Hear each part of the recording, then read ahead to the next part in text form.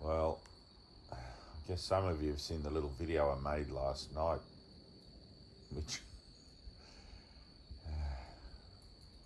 was regarding the deletion of the last 20 or so videos that I made, which didn't have any sense of loss about it. Funnily enough, it felt like it was meant to have occurred. So I'm just going to take that in stride. Even though somebody did mention that they were enjoying those videos, and sorry about that. But but the nature of these videos is such that they have to be of the spirit, of the heart, not just of the conceptual mind that has a whole bunch of stuff to talk about. So, and my third eye is going absolutely mental right now, so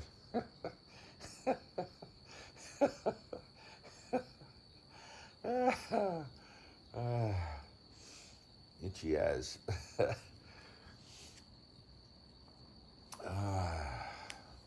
Feels good. I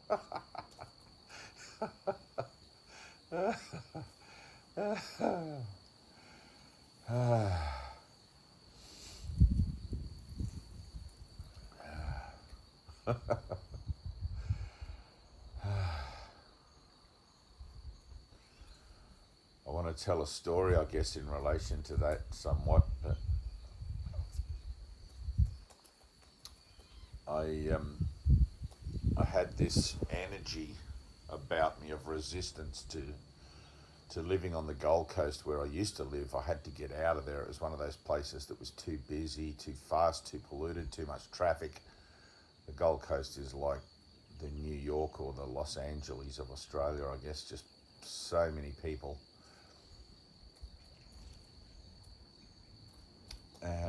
That was years before Illumination, and then at some point I realised I had to go back. I had to face that energy of that place, what that symbolically represented to me, to see that it was healed. This is after Illumination then. To see that I didn't feel the same way, because there should be nowhere in the world that I feel more comfortable than any other place. Like sitting here is beautiful, but I should be able to also sit in a busy city and feel the same within myself. Pardon me, hiccups.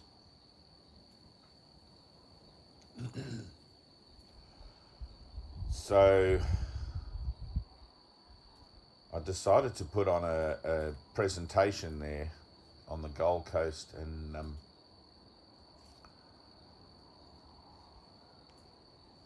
put on a talk or a seminar or whatever you call it, a workshop or something, just for a night. So we ended up approaching the council, and we were given one of the community halls. It was a massive hall, a 1,000 seat hall, Albert Waterways Hall, to use for that night, because we were a not-for-profit group.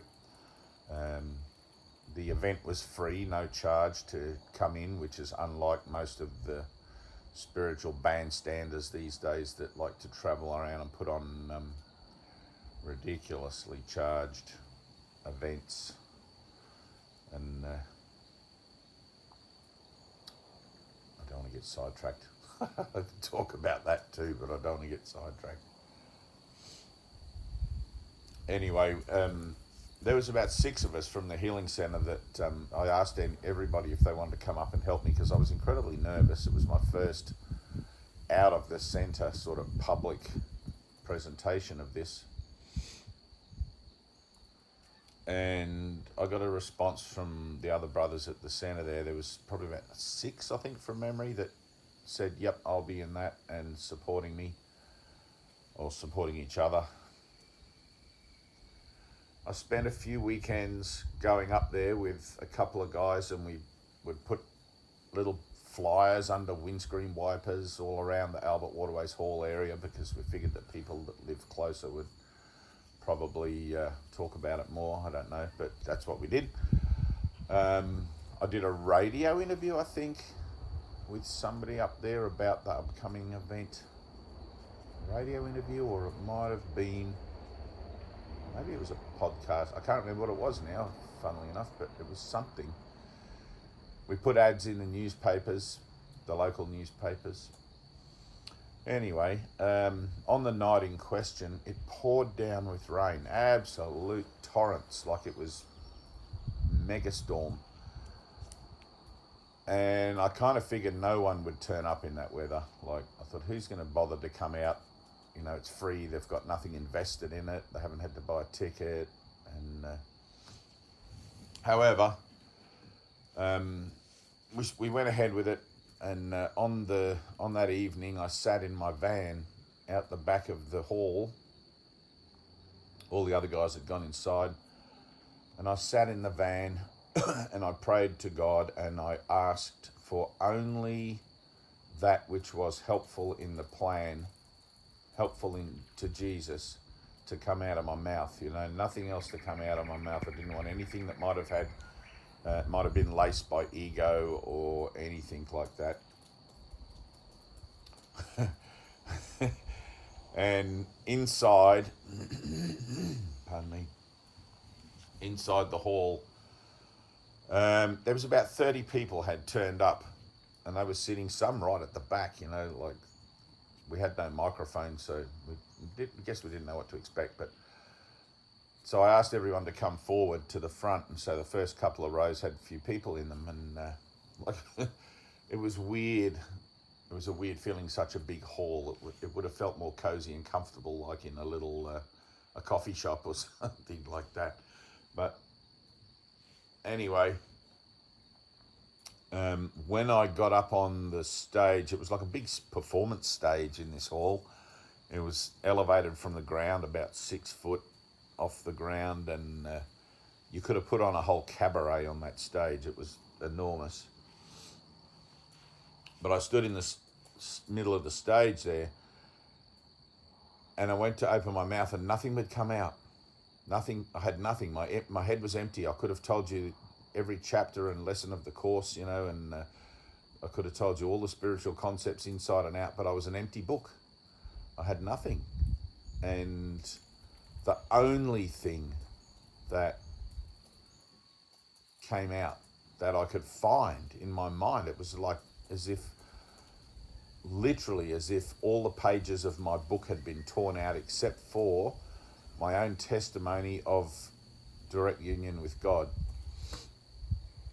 And I'm not going to tell that now, I don't think, because I've done videos on it. They're in my playlist, in the experiences playlist, actually.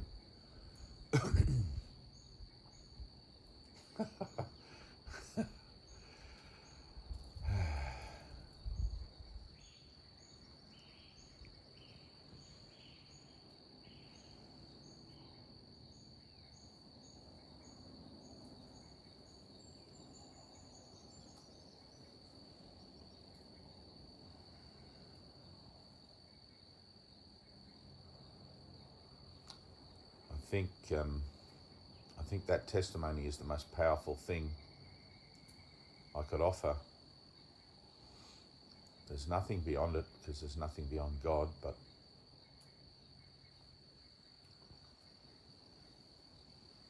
my own and your own witnessing to the truth denies everything that the world is.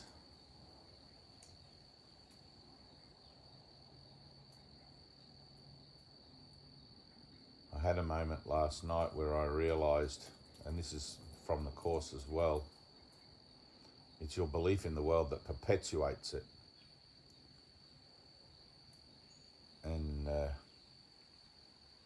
in the process of healing, we're looking at that belief in the world as real, which is the same belief as I think I'm separate from God. One thing represents the other. if I'm seeing the world, and if you have the use of an avatar, a body, it's because there still is a residue of that belief in you somewhere. So I can't escape the world entirely because I still have beliefs that I'm separate from God. And in the moment that I release the belief that I think I'm separate from God, the world will cease to exist.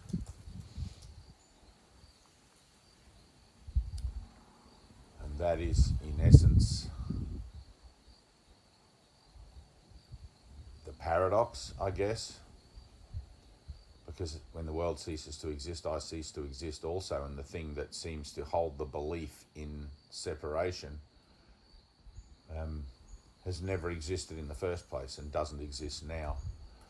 And that's what it says in the Course. At no single instant does the body exist at all. It's either anticipated or remembered. And that's why this has to be miraculous. That's why you really need a miracle.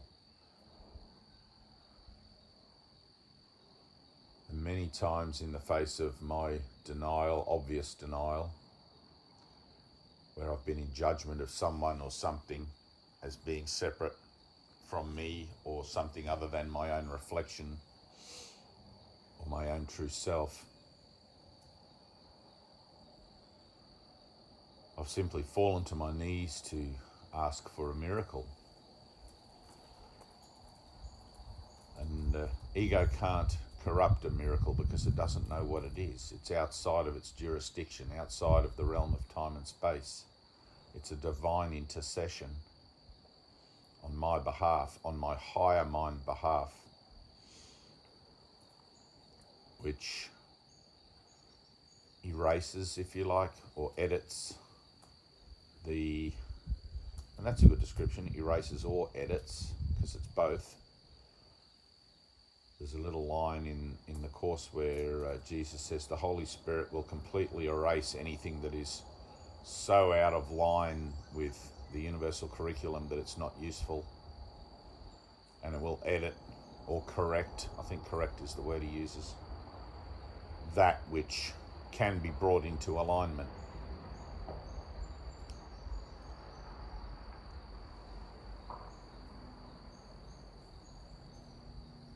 And so a little editing gets done.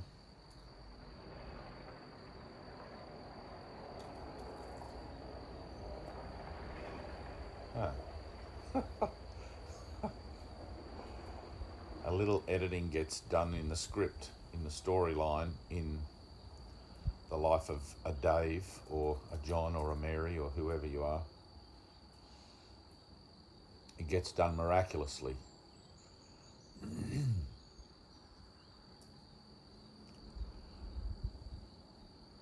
One of the ring pass knot points, I guess, one of the points of comprehension that I arrived at in my transformation in the early days was realizing that I didn't want the miracle that I was asking for. I'd been praying for a change in my mind. I'd been praying for healing, and nothing was happening. And little Susie came up to me in the kitchen one day and she said, "What's up with you? You're walking around with a long face." And I opened up to her and I said, "Look, I've been praying for healing in this thing. I've been praying for a miracle."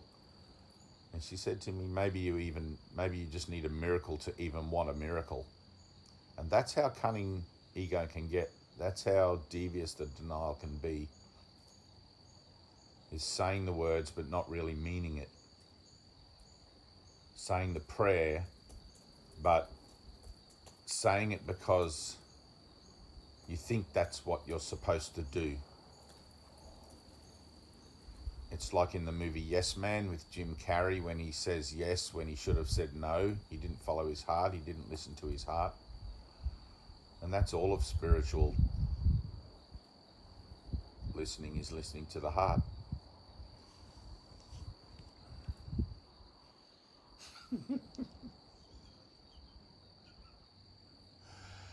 Oh, man. lot of energy going on right now, a lot of light happening.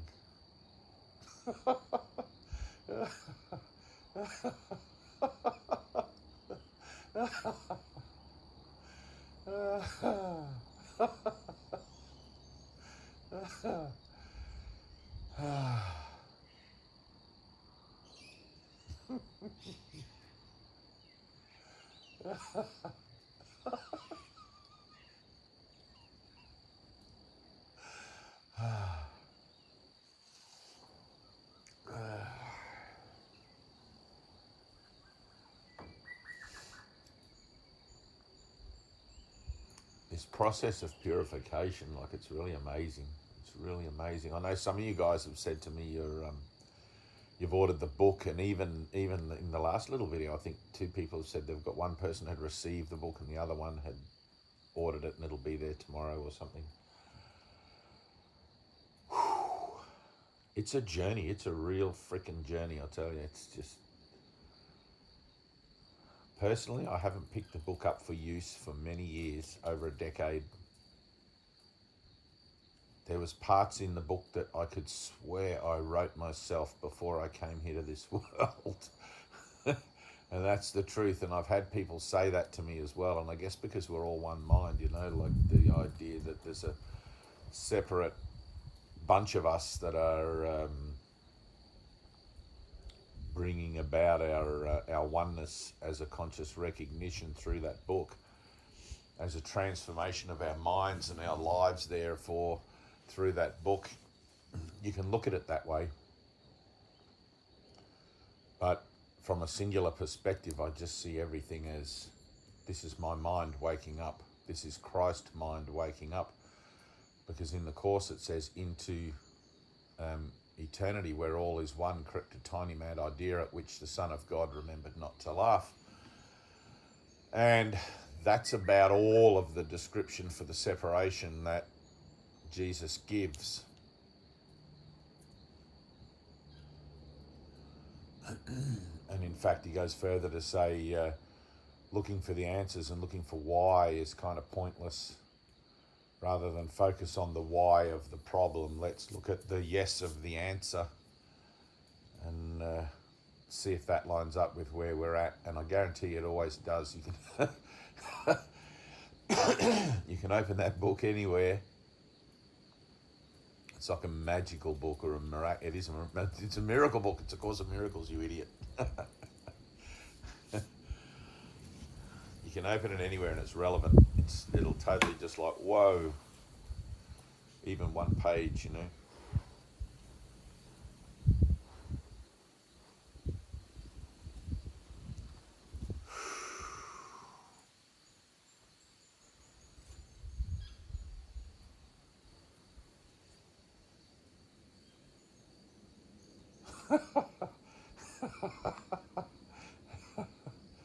The laughter is of spirit. The laughter is of the spirit. People often ask me what I'm laughing at. So there's a connection that occurs, and I think in the Bible Jesus even says the sound of heaven is as the laughter of little children, and that laughter is spontaneous. It's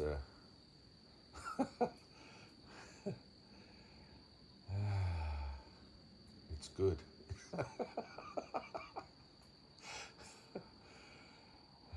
Just before making this video, just before hitting the record button, I just sat for a second and asked in prayer to make a video that's true, to make a video that's resonant. Same thing like I asked in the presentation at the hall.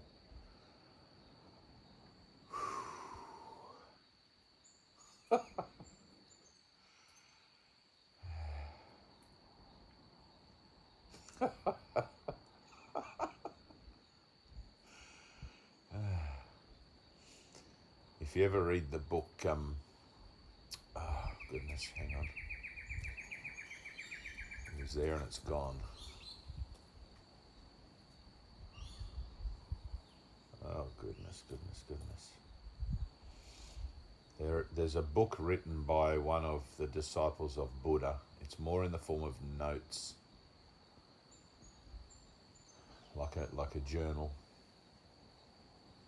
Oh, and I have a journal too. It's actually published. I haven't mentioned this in many of my videos for a long time, but it's called, if anyone's interested, Truth from the Top Down by David Phare, Phare. And that too is a kind of a journal of my first 20 years in this. So it's Truth from the Top Down, and there's the cover is like a tree with a circle of light inside it, and there's a photograph of me and my daughter when she was an infant sitting on my shoulders. I think I'm wearing a red shirt. That is a mind-blowing book. People often tell me they get chills down their spine when they read it. I don't want to sound like a book salesman, but Tina can probably post a link. Seems to be a link for everything in the world these days.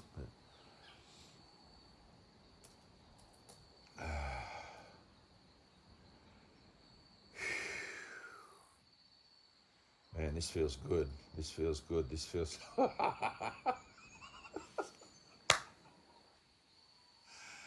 Oh, man. This is like meditation. I never got to do that video. Maybe I still will do that video. Maybe this is that video.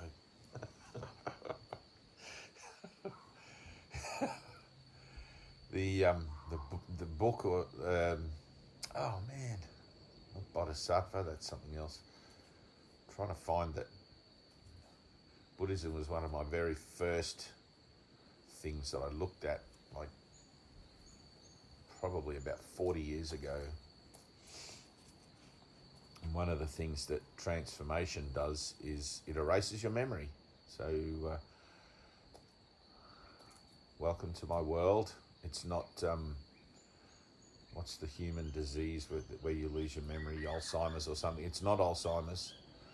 You'll remember what you need to remember. You'll remember what's helpful. As your mind becomes purified, that which is no longer important in your life, like all the stories of your past and everything you've learnt that's not supportive of your spiritual journey moving forward, it kind of falls away and it just gets erased. You can't find it. And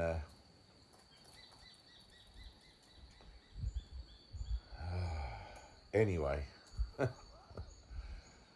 I was going to reference the stages of Buddha's transformation, Buddha's life, where he went through different stages. And I visited the Nantian Temple in Australia here. It's the biggest Buddhist temple in the Southern Hemisphere. I think it's down near Wollongong, on the way to Wollongong, which is in New South Wales. If you come to Australia and you like temples, it's a beautiful structure and you'll get a free lunch. But in the courtyard, it's a huge courtyard. It's probably half the size of a football field, maybe slightly larger than that. There's a walkway, there's a pathway that goes around, so you enter in at the main gate and you follow the path around from right to left. If you've got OCD, that may irk you a little bit, but there are stations around, and I know I'm elaborating a bit, but getting to the point.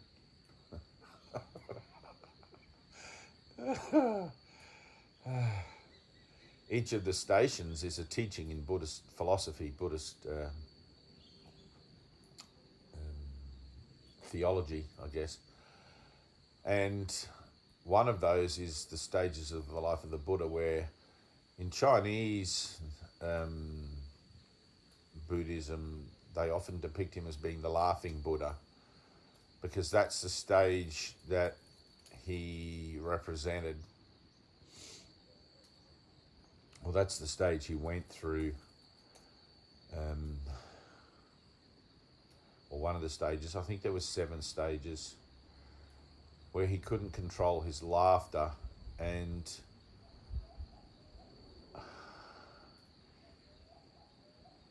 here's the thing. So in my last little video, I referenced top down and bottom up transformations.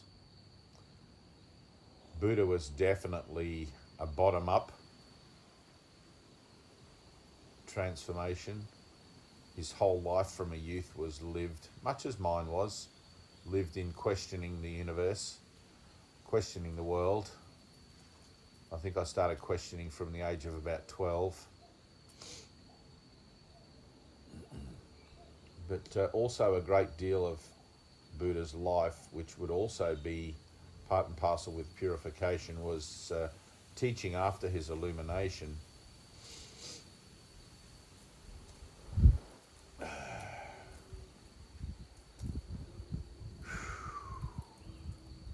And the laughter is part of the purification. It is the purification. It's how that occurs.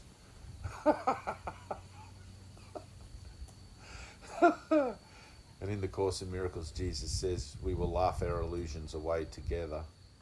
We laugh at our fears, because the world is rooted in fear, based on fear, built to be a place where fear can be confronted, and all it represents initially is the outward picturing of the fearful premise, the separative premise.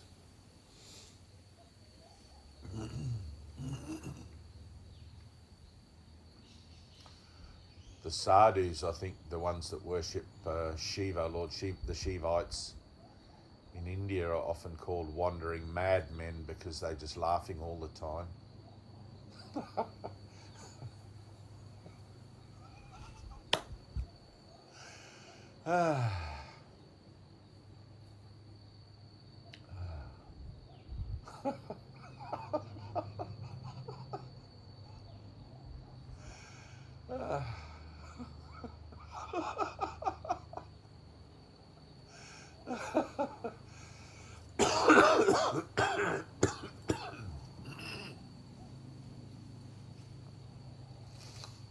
All right, I don't think I have anything else to say.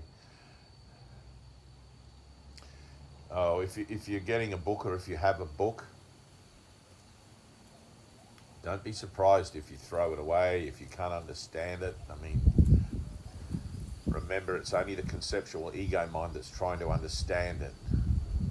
Stop trying to understand it and just read it. Let it do what it does. And one of the things that happens is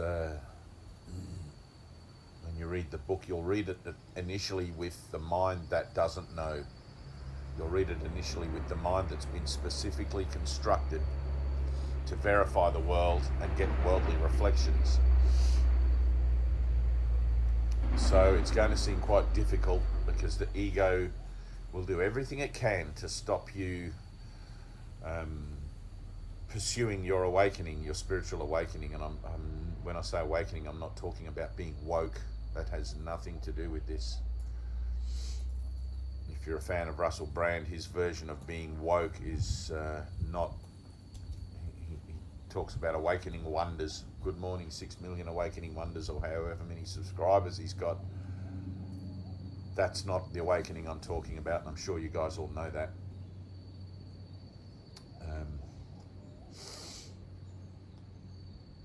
The awakening of the mind, as you awaken more and more, your interest in the world, its issues and its dramas and its political situations and its agendas, it falls away from you. You lose interest in it. It's just a natural part of the process, because the world is not your home and you're not from here. And you'll have the reflections of your mind will say, how can you not care about that? You're very cold, you don't care about the world. And it's like, no, I don't care about the world. I have to make that stand. It's like I'm moving on in the journey of my soul now, and if you're interested, here's a book. You can come with me. You can do this for yourself. You can awaken. I don't want to get into that side of the discussion, because that's kind of an automatic process, but the technology of A Course in Miracles is given you to collapse time in your own association, collapse time that you need to be here in the world, collapse time that you need to learn the lesson that you're here to learn, which is that there is no world. And you can trust me when I tell you There's nothing here you came here to do. This is an accident. This is a glitch. This is the world was made for you as a place to help you repair the glitch by your own free will. You have to learn through getting the results of your own thinking. You made a decision somewhere to deny reality, somewhere to try and usurp the throne of God, somewhere to, in your mind to look at that tiny mad idea and give it value, which you're not judged for and not guilty for. It was just a mistake. It was just an error. And in truth, it never occurred at all.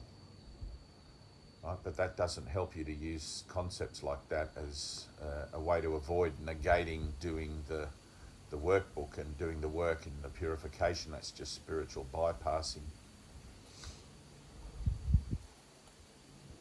But it's important to know that. It's important to give yourself permission to let go of the world and to give up the world in the true sense. And it will cling to you. It will cling to you. It will try to claw you back. The ego will do whatever it can. It will even try to get you to kill yourself so you reincarnate again. And this is a deep psychological dive into truth, right? But be aware, it's a journey into fear, to look at your fears, but it keeps pace with you. It keeps pace with your willingness to do that. But when you can really begin to see that you are supported by faith, when you can really begin to see that you've got nothing to lose, maybe you'll be like me and you'll just jump in, boots and all. Whew.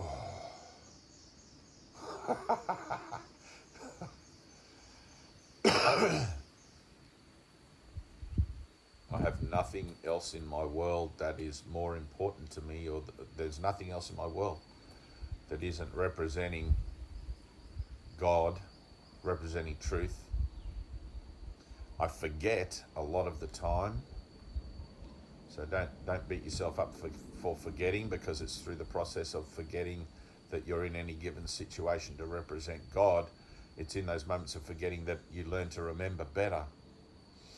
It's like forgetting to represent God in a given situation can look like anything. It can look like not even saying a single word. It can look like a silent blessing. And you have to always remember, like, I'm going to drop back and I'm going to ask the Holy Spirit what I should do here, how I should respond, react, etc., etc., etc. It's a different kind of life. You'll find that your familiar friends and family and people now kind of drop away. And those of your soul tribe, you'll begin to find them. They'll begin to find you. Your vibration will change, and it's like that slogan, your vibe attracts your tribe. It's kind of true. I mean, a lot of my tribe is online, and I have a few close friends, I guess, in salvation around here that are all workbook, all Course in Miracles people. And we support each other in that. And we don't have a church, we don't have a healing center, we don't have anything. We're just people. We still live our lives and go to work, but we're transforming those lives.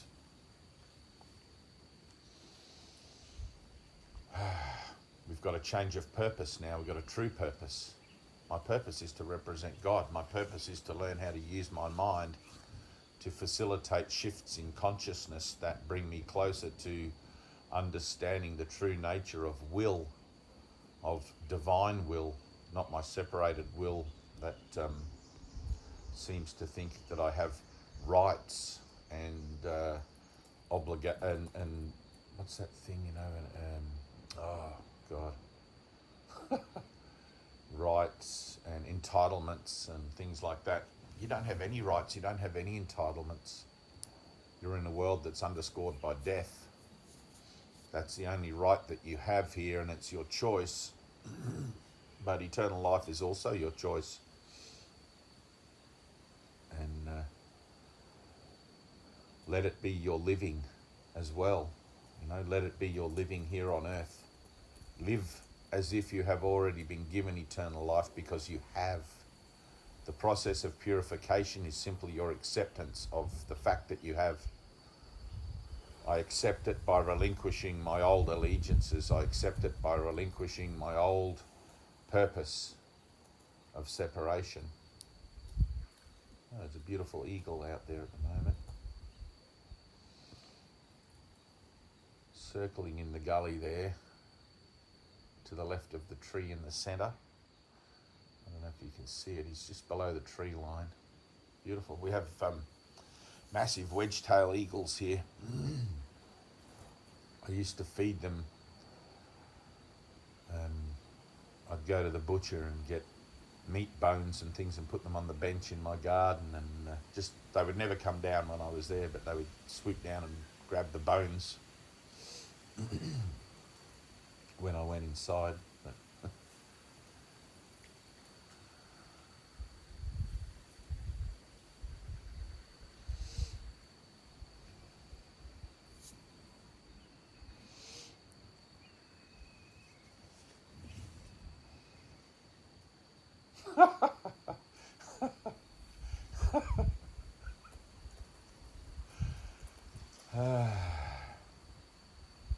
Symbol of freedom, the eagle.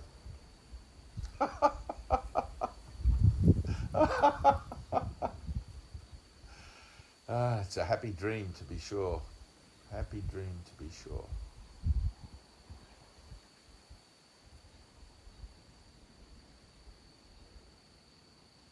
Everything begins to reference your awakening, you know. You'll start to see the fact that this is a dream in everything.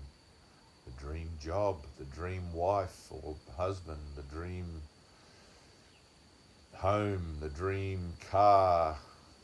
Like, it's obvious. There's even billboards like, row, row, row your boat gently down the stream, merrily, merrily, merrily, merrily, life is but a dream. Nursery rhyme for babies. Like, the idea that this is a dream is so everywhere. I like the simple idea of the dreaming nature of the world, in that if God is God creates in its own likeness, and God is formless, God is spirit, then obviously form can't exist. Must be a dream, must be an illusion. The Hindus call it the Maya, the illusion. Buddhism looks at it as a projection of the mind. The form is the illusion. Christianity looks at it as the idea of a dream, dreamer awaken. This world is not your home.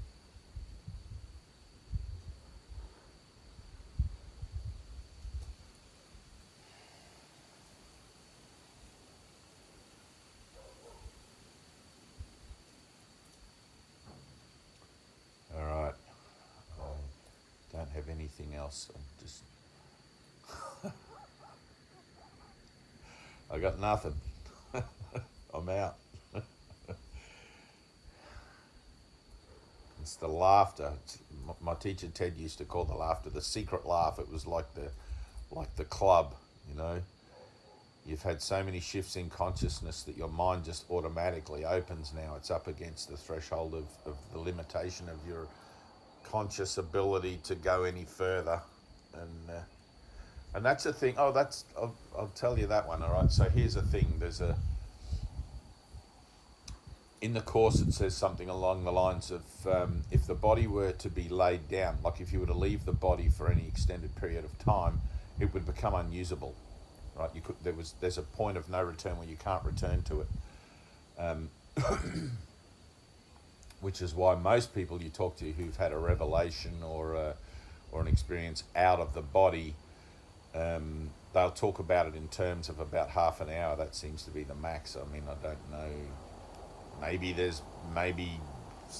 I don't know, you know, that could be miraculous too. For me, it seemed like 5 seconds out of the body, and in the world, 30 minutes, roughly, 40 minutes maybe, I don't know, went by. But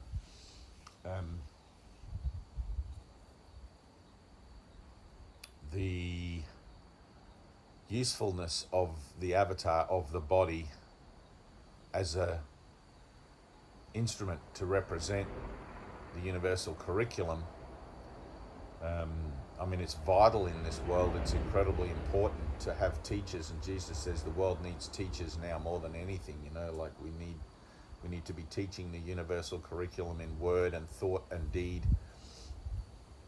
helping those who can be helped, and not wasting our time or casting our pearls before swine with those who can't hear it, or think it's a load of rubbish, or don't want to hear it. You know, there's an integrity with this, and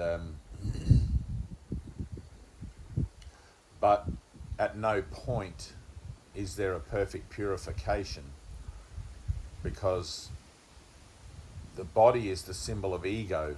It is the symbol of denial, and to maintain a presence within the framework of denial, it said, you know, like in the Bible when Jesus says, I send you out as a lamb in wolf's clothing, you know, to fit in here, you still have to be able to maintain the vessel as a divine representative. You still have to be able to maintain the body.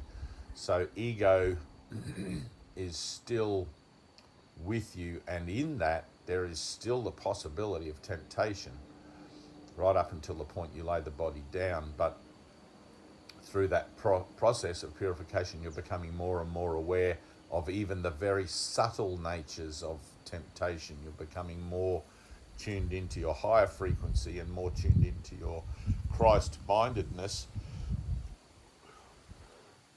so that you become aware of anything that's not in alignment with it, which is much the case with those videos I deleted.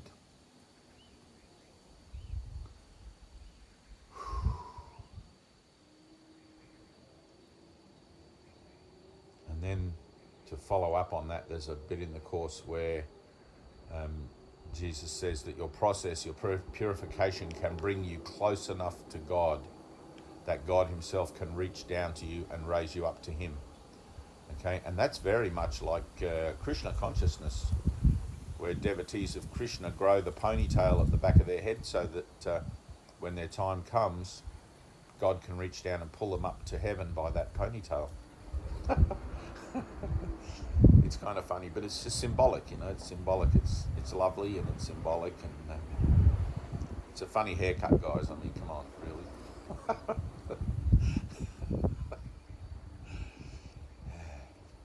No judgment, no judgment.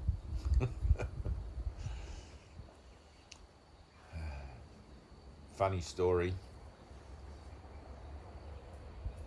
After my awakening, I was attending the healing center full time, and I was fascinated with the New Testament, how A Course in Miracles really opened it up for me. Like, if you've got a copy of the Course, go and get yourself a copy of the Bible, of the New Testament anyway.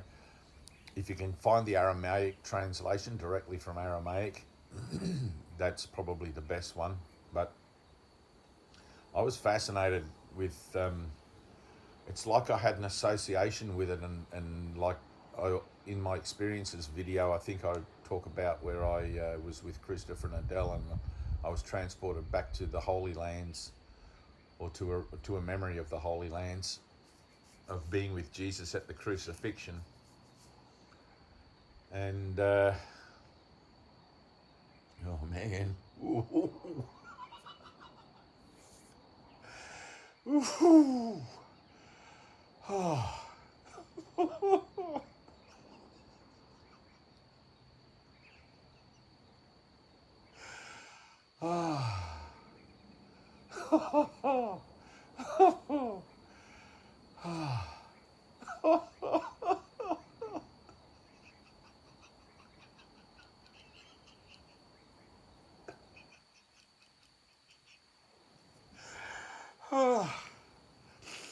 Oh, man.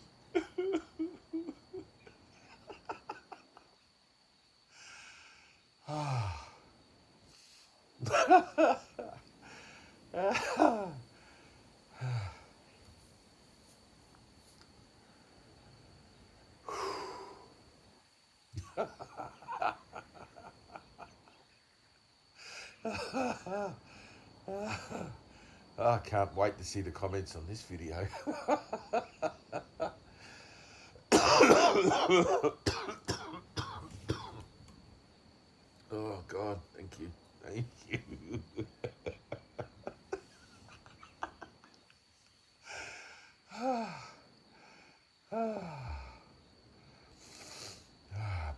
breathe.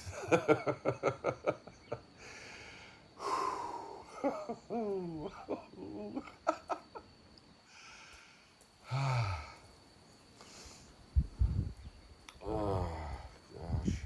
Thank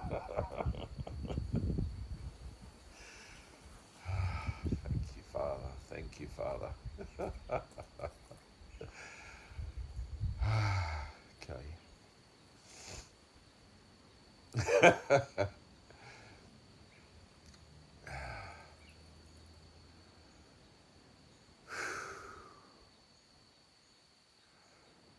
Okay. Energy. Oh.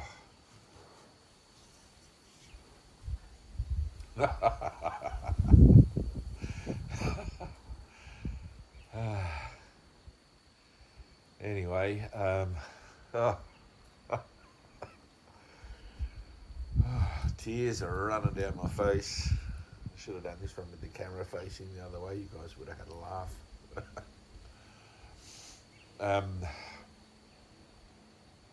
yeah, I was totally into it, into the New Testament and the book of Matthew specifically, and Luke, and I mean, there's heaps of books, but Acts, letters, all of those. So, but one of the things that really hit me was when Jesus says, "Bring one robe and follow me." Right now, in the Aramaic version, it's "Give up the world and follow me." Um, I think it is anyway, from memory. Maybe it's in King James as well. I think the version I had was out of the Good News Bible. Initially, I've got the Aramaic now. Anyway, bring one robe and follow me. And there was a period where, and this is like a kind of a psychosis, really. This is how crazy illumination makes you, or it's the crazy that I was before illumination, because I was absolutely certain I was losing my mind. I didn't realize that I was in the process of my own awakening, but I mean, before illumination, before enlightenment, I was just, you would have said I was a mess. I was a crazy motherfucker. I was just like wearing no clothes and hadn't had a haircut or cut my beard for years, and I was like an extreme hippie, and extreme. I was what we call in Australia a feral, someone who has, ferals generally have dreadlocks. They live in teepees that they make themselves, and communes and all that sort of stuff, and it's as far back to nature as you can get. Well, that was me. I was like that. I eventually did get dreadlocks, but that's another story. But and then the girls at the healing centre asked me to shave them all off, and so I did. It was funny day, that one. I had all the matriarchal women at the healing centre shaving off my dreadlocks for me. It was kind of like a ceremony and a shedding away of the old Dave. It was lovely. It was really lovely. Um, but I had this period, like post enlightenment, where it didn't last long, only a week or two, couple of weeks maybe. I had a woman in town who had a hemp business, hemp cloth, hemp products. Make me up. She was a dressmaker. She made me a robe of hemp, long sleeves, and it was probably halfway down, past my knees to my ankles, halfway down my calves. It was white, or off-white, as the colour unbleached, undyed hemp is. I think she even put a couple of pockets in the sides for me, secret pockets. And I knew there was something in me. I just knew this is following the spirit, following your intuition, your guidance, your knowing, and how not to be concerned what anyone else thinks of you, right?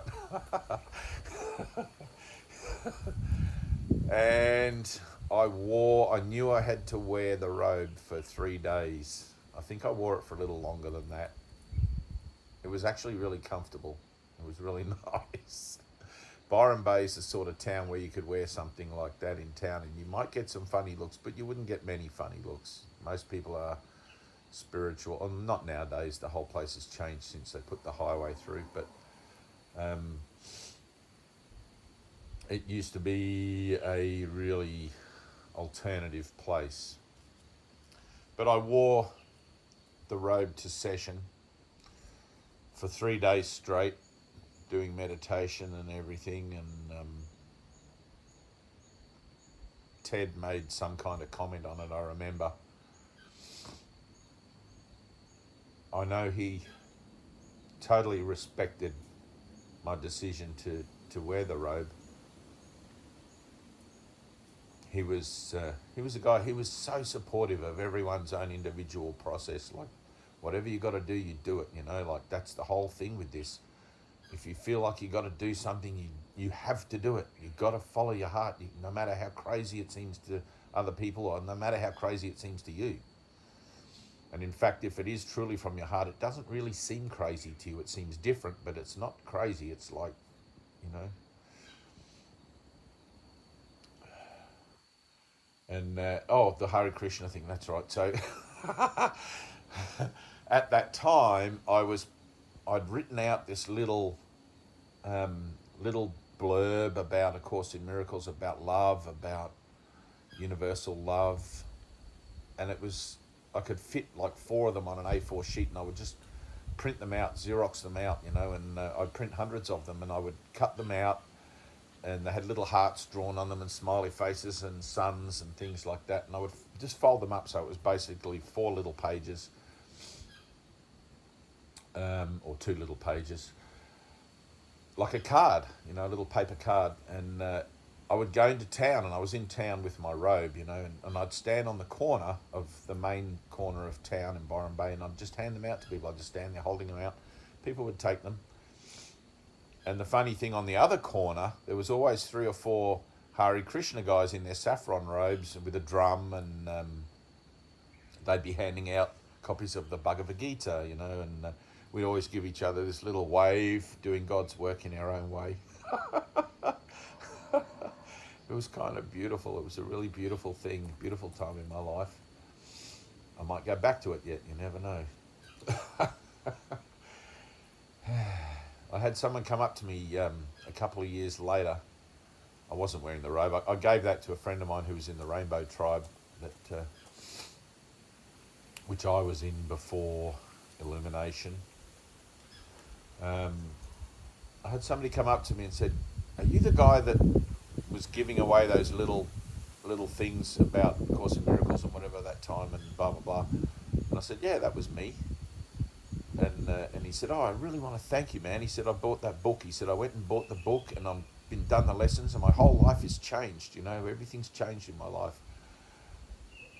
And it's like, man, I stood on that corner for probably, I don't know, maybe a week. I'd go there for a few hours until I'd given away all my things. But, you know, doing that whole thing for that time, maybe just for that one guy, it was worth it. You know, it's like, man, thank you. It's like when you realise how beautiful unconditional love is, and how far we are from it in this world, how it's what a dumbing down, you know. It's any effort, any result, any kind of witness to progress, to change. Change is it.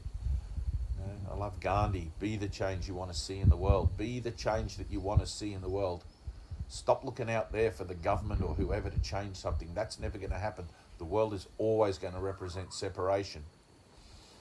The awakening is kind of like an underground movement, you know, like if you've ever read the book Disappearance of the Universe by Gary Renard, beautiful book. I would highly recommend it as a companion to A Course in Miracles. If you're having trouble with the course, go and get Gary's book, Gary Renard, and read Disappearance of the Universe. But in that book, R10 and Phare, who are the 2 ascended beings that are talking to him, that appeared to him, tell him that this is an underground movement. Course in Miracles is like an underground movement, and it's like the Jesus underground. It's funny, they even refer to Jesus as just J. So, but I mean, his name in Hebrew is Yeshua, you know. So you can refer to him as just Y if you want. But man, whew. A lot of energy happening for me today. I'm sure you guys can feel it. Tune in. All right, I'll leave it there. Peace.